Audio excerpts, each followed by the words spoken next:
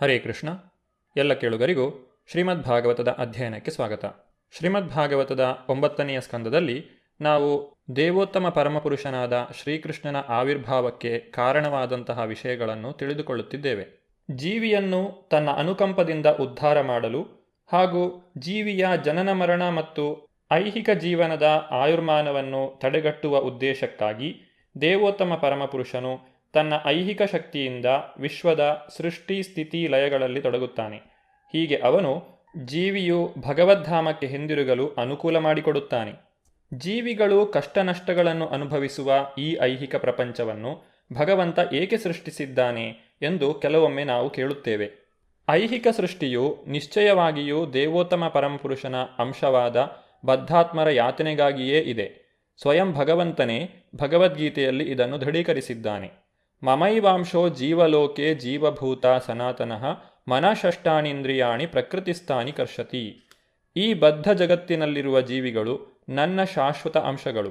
ಬದ್ಧ ಜೀವನದಿಂದಾಗಿ ಅವರು ಮನಸ್ಸೂ ಸೇರಿದಂತೆ 6 ಇಂದ್ರಿಯಗಳಿಂದ ಒಡಗೂಡಿ ಬಲು ಶ್ರಮದಿಂದ ಹೆಣಗಾಡುತ್ತಿದ್ದಾರೆ. ಸಕಲ ಜೀವಿಗಳೂ ದೇವೋತ್ತಮ ಪರಮಪುರುಷನ ವಿಭಿನ್ನಾಂಶಗಳು. ಗುಣಾತ್ಮಕವಾಗಿ ಅವರು ಭಗವಂತನಿದ್ದಂತೆಯೇ, ಆದರೆ ಪರಿಣಾತ್ಮಕವಾಗಿ ಅವರಲ್ಲಿ ಅಪಾರ ಭೇದವಿದೆ.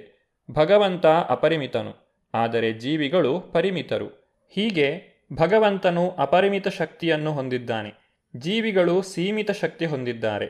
ಆನಂದಮಯೋ ಅಭ್ಯಾಸಾತ್.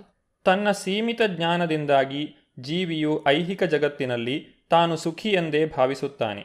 ಮನಃಷಷ್ಟಾನಿ ಇಂದ್ರಿಯಾಣಿ ಪ್ರಕೃತಿಸ್ಥಾನಿ ಕರ್ಷತಿ. ವಾಸ್ತವವಾಗಿ ಜೀವಿಯು ಐಹಿಕ ಪ್ರಕೃತಿಯ ನಿಯಂತ್ರಣದಲ್ಲಿದ್ದಾನೆ. ಆದರೂ ಅವನು ತಾನು ಸ್ವತಂತ್ರ ಎಂದು ಭಾವಿಸುತ್ತಾನೆ. ಅಹಂಕಾರ ವಿಮೂಢಾತ್ಮ ಕರ್ತಾಹಮಿತಿ ಮನ್ಯತೆ. ಈ ರೀತಿ ಬದ್ಧಾತ್ಮನು ಈ ಐಹಿಕ ಪ್ರಪಂಚದಲ್ಲಿ ಅಸ್ತಿತ್ವಕ್ಕಾಗಿ ತೀವ್ರ ಹೋರಾಟ ನಡೆಸುತ್ತಾನೆ.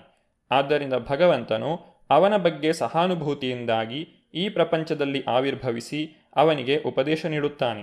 ಭಗವಂತನು ಭಗವದ್ಗೀತೆಯಲ್ಲಿ ಹೀಗೆ ಹೇಳುತ್ತಾನೆ: ಯದಾ ಯದಾ ಹಿ ಧರ್ಮಸ್ಯ ಗ್ಲಾನಿರ್ಭವತಿ ಭಾರತ ಅಭ್ಯುತ್ಥಾನಮಧರ್ಮಸ್ಯ ತದಾತ್ಮಾನಂ ಸೃಜಾಮ್ಯಹಂ. ಹೇ ಭರತವಂಶಜನೇ, ಯಾವಾಗ ಎಲ್ಲೆಲ್ಲಿ ಧರ್ಮತತ್ವಗಳ ಗ್ಲಾನಿಯಾಗುವುದೋ ಮತ್ತು ಅಧರ್ಮ ತಲೆ ಎತ್ತುವುದೋ ಆಗ ನಾನು ಅವತರಿಸುತ್ತೇನೆ. ನಿಜವಾದ ಧರ್ಮವೆಂದರೆ ಭಗವಂತನಿಗೆ ಶರಣಾಗುವುದು. ಆದರೆ ಜೀವಿಯು ಭಗವಂತನಿಗೆ ಶರಣಾಗುವ ಬದಲು ಅಧರ್ಮದಲ್ಲಿ ತೊಡಗುತ್ತಾನೆ. ಆದ್ದರಿಂದ ಭಗವಂತನು ಜೀವಿಗೆ ತನ್ನ ನಿಜವಾದ ಸ್ಥಾನಮಾನವನ್ನು ಅರ್ಥ ಮಾಡಿಕೊಳ್ಳಲು ಒಂದು ಅವಕಾಶ ಕಲ್ಪಿಸುವ ಸಲುವಾಗಿ ಈ ಐಹಿಕ ಪ್ರಪಂಚವನ್ನು ಸೃಷ್ಟಿಸುತ್ತಾನೆ. ಜೀವಿಯು ಭಗವಂತನೊಂದಿಗಿನ ತನ್ನ ಸಂಬಂಧವನ್ನು ಅರ್ಥ ಮಾಡಿಕೊಳ್ಳಲು ಸಾಧ್ಯವಾಗುವಂತೆ ಭಗವದ್ಗೀತೆ ಮತ್ತಿತರ ಸಾಹಿತ್ಯವನ್ನು ನೀಡಲಾಗುತ್ತದೆ. ವೇದೈಶ್ಚ ಸರ್ವೈರ್ ಅಹಮೇವ ವೇದ್ಯಃ.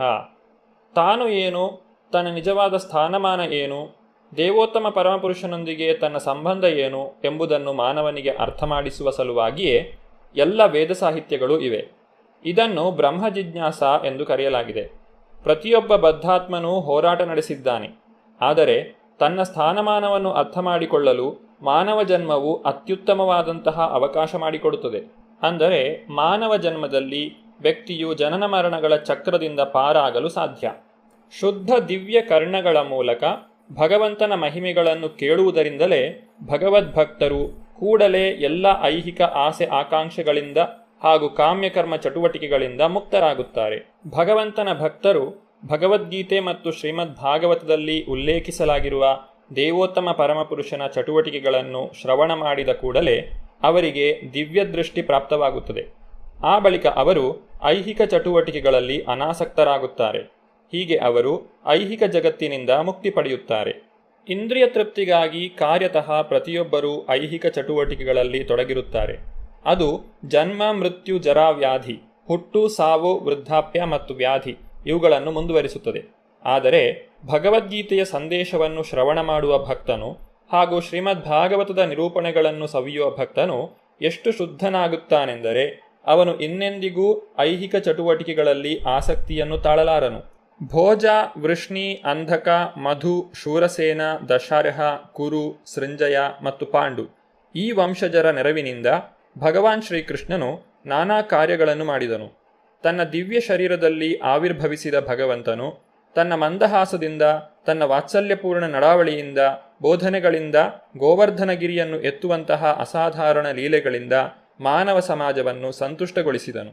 ಯಸ್ಯಾನನಂ ಮಕರಕುಂಡಲ ಚಾರುಕರ್ಣ ಭ್ರಾಜತ್ಕಪೋಲ ಸುಭಗಂ ಸವಿಲಾಸಹಾಸಂ ನಿತ್ಯೋತ್ಸವಂ ನಾತೃಭಿದೃಶಿಭಿ ಪ್ರಿಬಂತ್ಯೋ ನಾರ್ಯೋ ನರಾಶ್ಚ ಮುದಿತಾ ಕುಪಿತಾ ನಿಮೇಶ್ಚ. ಶ್ರೀಕೃಷ್ಣನ ಮುಖವು ಮಕರವನ್ನು ಹೋಲುವಂತಹ ಕರ್ಣಕುಂಡಲಗಳಿಂದ ಅಲಂಕೃತವಾಗಿವೆ. ಅವನ ಕಿವಿಗಳು ಸುಂದರವಾಗಿವೆ. ಅವನ ಕಪೋಲಗಳು ಫಲಫಳಿಸುತ್ತಿದ್ದು ಅವನ ಮಂದಹಾಸವು ಪ್ರತಿಯೊಬ್ಬರಿಗೂ ಆಕರ್ಷಣೀಯವಾಗಿದೆ. ಭಗವಾನ್ ಶ್ರೀಕೃಷ್ಣನನ್ನು ಯಾರೇ ನೋಡಲಿ ಅವರ ಕಣ್ಣಿಗೆ ಅವನೊಂದು ಹಬ್ಬ. ಅವನ ಮುಖ ಮತ್ತು ದೇಹ ಪ್ರತಿಯೊಬ್ಬರಿಗೂ ತೃಪ್ತಿದಾಯಕ. ಆದರೆ ಕ್ಷಣ ಕ್ಷಣಕ್ಕೂ ಮಿಟುಕುವ ರೆಪ್ಪೆಗಳ ಅಡಚಣೆಯಿಂದಾಗಿ ಭಕ್ತರು ಕುಪಿತರಾಗಿದ್ದಾರೆ. ಭಗವದ್ಗೀತೆಯಲ್ಲಿ ಸ್ವಯಂ ಭಗವಂತನೇ ಹೇಳಿರುವಂತೆ, ಮನುಷ್ಯಾಣಾಂ ಸಹಸ್ರೇಷು ಕಶ್ಚಿತ್ ಯತತಿ ಸಿದ್ಧಯೇ ಯತತಾಮಪಿ ಸಿದ್ಧಾನಾಂ ಕಶ್ಚಿನ್ಮಾಂ ವೇತ್ತಿ ತತ್ವತಃ. ಸಹಸ್ರಾರು ಜನರಲ್ಲಿ ಯಾರೋ ಒಬ್ಬನು ಪರಿಪೂರ್ಣತೆಗೆ ಪ್ರಯತ್ನಿಸಬಹುದು. ಹೀಗೆ ಪರಿಪೂರ್ಣತೆ ಸಾಧಿಸಿದವರಲ್ಲಿ ಒಬ್ಬನು ಸಹ ಸತ್ಯಶಃ ನನ್ನನ್ನು ತಿಳಿದಿರುವುದು ದುಸ್ತರ. ಶ್ರೀಕೃಷ್ಣನನ್ನು ಅರ್ಥ ಮಾಡಿಕೊಳ್ಳುವ ಅರ್ಹತೆ ಗಳಿಸದೆ ಯಾರೊಬ್ಬರಿಂದಲೂ ಭೂಮಿಯ ಮೇಲೆ ಶ್ರೀಕೃಷ್ಣನ ಸಾನ್ನಿಧ್ಯವನ್ನು ಪ್ರಶಂಸಿಸಲು ಸಾಧ್ಯವಿಲ್ಲ. ಭೋಜರು, ವೃಷ್ಣಿಗಳು, ಅಂಧಕರು, ಪಾಂಡವರು ಮತ್ತಿತರ ದೊರೆಗಳು ಶ್ರೀಕೃಷ್ಣನೊಂದಿಗೆ ಆಪ್ತ ಸಂಬಂಧವನ್ನು ಹೊಂದಿದ್ದರು. ವೃಂದಾವನದ ನಿವಾಸಿಗಳಾದ ವಿಶೇಷವಾಗಿ ಗೋಪಾಲಕರು, ಗೋವುಗಳು, ಕರುಗಳು, ಗೋಪಿಯರು ಮತ್ತು ಶ್ರೀಕೃಷ್ಣನ ತಂದೆ ತಾಯಿಯರು ಶ್ರೀಕೃಷ್ಣನನ್ನು ಸತತವಾಗಿ ನೋಡುತ್ತಿದ್ದರಾದರೂ ಅವರಿಗೆ ತೃಪ್ತಿ ಎಂಬುದೇ ಇರಲಿಲ್ಲ. ಇಲ್ಲಿ ಶ್ರೀಕೃಷ್ಣನ ದರ್ಶನವನ್ನು ನಿತ್ಯೋತ್ಸವ ಎಂದು ಬಣ್ಣಿಸಲಾಗಿದೆ. ವೃಂದಾವನದ ನಿವಾಸಿಗಳು ಪ್ರತಿಕ್ಷಣವೂ ಶ್ರೀಕೃಷ್ಣನನ್ನು ನೋಡುತ್ತಿದ್ದರು.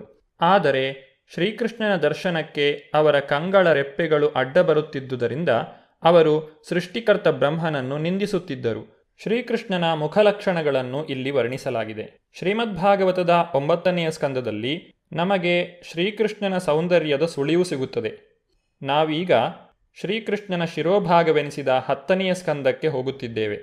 ಇಡೀ ಶ್ರೀಮದ್ಭಾಗವತ ಪುರಾಣವು ಶ್ರೀಕೃಷ್ಣನ ರೂಪದ ಮೂರ್ತ ಸ್ವರೂಪವಾಗಿದೆ ಮತ್ತು 10ನೆಯ ಸ್ಕಂದವು ಅವನ ಮುಖವಾಗಿದೆ. ಅವನ ಮುಖವು ಎಷ್ಟು ಸುಂದರವಾಗಿದೆ ಎಂಬುದರ ಸುಳಿವನ್ನು ಇಲ್ಲಿ ನಾವು ಪಡೆಯಬಹುದು. ಶ್ರೀಕೃಷ್ಣನ ಮಂದಸ್ಮಿತ ಮುಖ, ಅವನ ಕಪೋಲಗಳು, ಅವನ ತುಟಿಗಳು, ಅವನ ಕರ್ಣಕುಂಡಲಗಳು ಇವೆಲ್ಲವನ್ನು ವೃಂದಾವನವಾಸಿಗಳು ಅತ್ಯಂತ ಸೂಕ್ಷ್ಮವಾಗಿ ಗಮನಿಸುತ್ತಿದ್ದರು. ಹೀಗೆ ಅವರು ದಿವ್ಯಾನಂದ ಹೊಂದುತ್ತಿದ್ದರು. ಆದರೂ ಅವರಿಗೆ ಶ್ರೀಕೃಷ್ಣನ ಮುಖದರ್ಶನದಿಂದ ತೃಪ್ತಿಯಾಗುತ್ತಿರಲಿಲ್ಲ. ಬದಲಾಗಿ ಅವರು ತಮ್ಮ ದೃಷ್ಟಿಗೆ ಅಡಚಣೆಯನ್ನು ಒಡ್ಡುತ್ತಿದ್ದ ರೆಪ್ಪೆಗಳನ್ನು ರೂಪಿಸಿದ ದೇಹದ ಸೃಷ್ಟಿಕರ್ತನನ್ನು ನಿಂದಿಸುತ್ತಿದ್ದರು. ಲೀಲಾ ಪುರುಷೋತ್ತಮ ಎಂದು ಪ್ರಖ್ಯಾತನಾದ ದೇವೋತ್ತಮ ಪರಮಪುರುಷ ಶ್ರೀಕೃಷ್ಣನು ವಸುದೇವ ಪುತ್ರನಾಗಿ ಆವಿರ್ಭವಿಸಿದನು.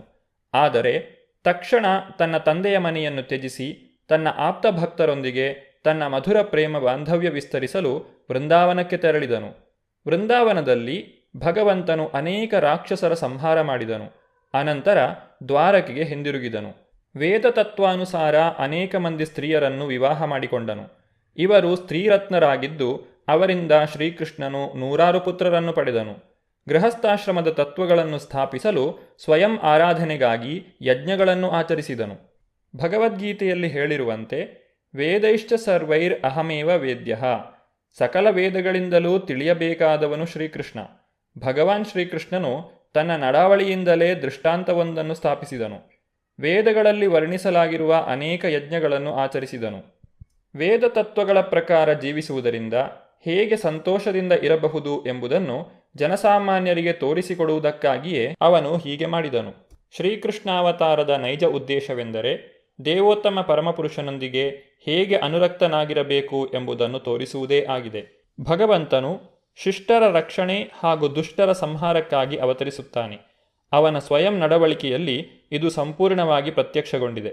ಭಗವದ್ಗೀತೆಯಲ್ಲಿ ಅರ್ಜುನನು ಭಗವಂತನನ್ನು ಪುರುಷಂ ಶಾಶ್ವತಂ ದಿವ್ಯಂ, ಶಾಶ್ವತ ದಿವ್ಯ ಪರಮಪುರುಷನೆಂದು ಅರ್ಥ ಮಾಡಿಕೊಂಡಿದ್ದಾನೆ. ಭಗವಾನ್ ಶ್ರೀಕೃಷ್ಣನು ಭೂಭಾರ ಹರಣವನ್ನು ಮಾಡಿದನು.